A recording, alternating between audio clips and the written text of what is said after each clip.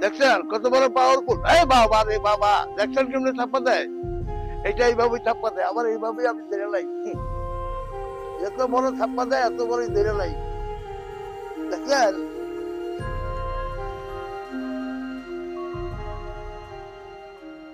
এই ধরে লাইলাম।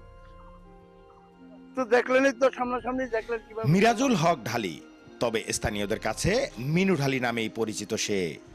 দীর্ঘ 40 বছরেরও অধিক সময় ধরে গ্রামে গ্রামে ঘুরে সাপ ধরাই যার নেশা।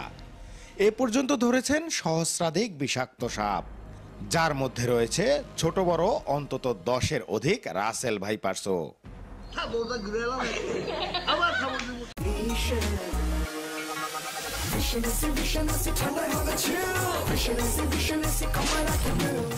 শরীয়তপুরের পদ্মার তীরবর্তী এলাকায় রাসেল ভাইপার সহ বিষাক্ত সাপের উপদ্রব বেড়ে যাওয়ায় গ্রামবাসীর কাছে এখন বড় ভরসা এই মিনু ঢালি। সাপ দেখলেই খবর দেয়া হয় মিনু ঢালিকে, সাথে সাথে ছুটে যান সাপ ধরতে। সাপ ধরার জন্য বিশেষ কোনো প্রশিক্ষণ কিংবা আধুনিক যন্ত্রপাতি নেই মিনু ঢালির কাছে। একটি মাত্র লাঠি আর বস্তা নিয়ে সাপ উদ্ধারে নেমে পড়েন এই সাপুরে। ঝোপঝাড়, কৃষিমাঠ, এমনকি বসত বাড়ির সব জায়গা থেকেই উদ্ধার করেছেন বিষধর নানান প্রজাতির সাপ আর সাপের ডিম। অত এলাকায় মনে করেন আমার এমন কোনো দিন নাই 50-60টা ফোন না আসে এই সাপের জন্য। কারণ এই সখীপুর থানার মধ্যে সাপের খুবই উৎপাত। এমন কোনো এলাকা নাই যে সাপ না আছে। আর দৈনিক এমন কোনো দিন নাই 3টা, 4টা, 5টা, 6টা সাপ না ধরি। এই খবর পাই, খবর ফোন দিলেই যাই, গিয়া ধরে নিয়ে আসি আর কি। সাপ নিয়ে কোনো ডর ভয় নেই এই মিনু ঢালির। রাসেল ভাইপার্স, গোখরার মতো ভয়ঙ্কর সব বিষধর সাপ নিয়ে রীতিমতো খেলাধুলা করেন ষাটোর্ধ্ব এই সাপুরে।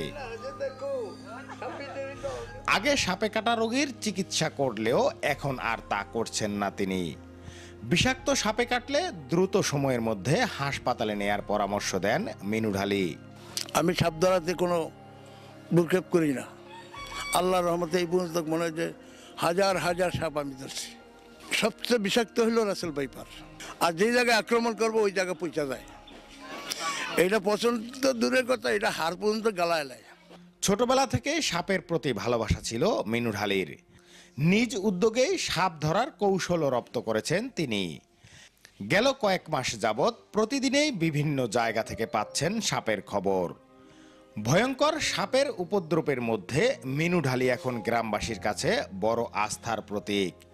সাপে কাটা রোগীর মৃত্যু ঝুঁকি কমাতে প্রত্যন্ত অঞ্চলে অ্যান্টিভেনম সরবরাহের দাবি স্থানীয়দের। জিয়াইতে পারে তো এর হয়াত থাকলে, ও যায় যদি না পারে তার কোনো হয়াত নেই। এই কথা আপনাদের এলাকায় ভ্যাকসিন নাই, ওষুধ নাই? ওষুধ নাই গা। এই সখীপুরের আশেপাশে যদি কোনো ভ্যাকসিন কেন্দ্র হইতো তাহলে আমাদের জন্য অনেক একটু ভালো হইতো। রাসেল ভাইপার্স নিয়ে গ্রামবাসীকে আতঙ্কিত না হয়ে সতর্কভাবে চলাফেরা করার পরামর্শ দেন মিনু ঢালি। কিন্তু সবাই হুঁশিয়ার থাকবেন এই রাসেল ভাইপারের কাছ থেকে। শরীয়তপুরের প্রত্যন্ত চরাঞ্চলগুলিতে বাড়ছে বিষধর সাপের উপদ্রব। মানুষের মৃত্যু ঝুঁকি কমাতে স্থানীয়দের সচেতন করার পাশাপাশি প্রত্যন্ত অঞ্চলে অ্যান্টিভেনম সরবরাহের দাবি জানিয়েছেন স্থানীয়রা। নুরুল আমিন রবিন, চ্যানেল 24, শরীয়তপুর।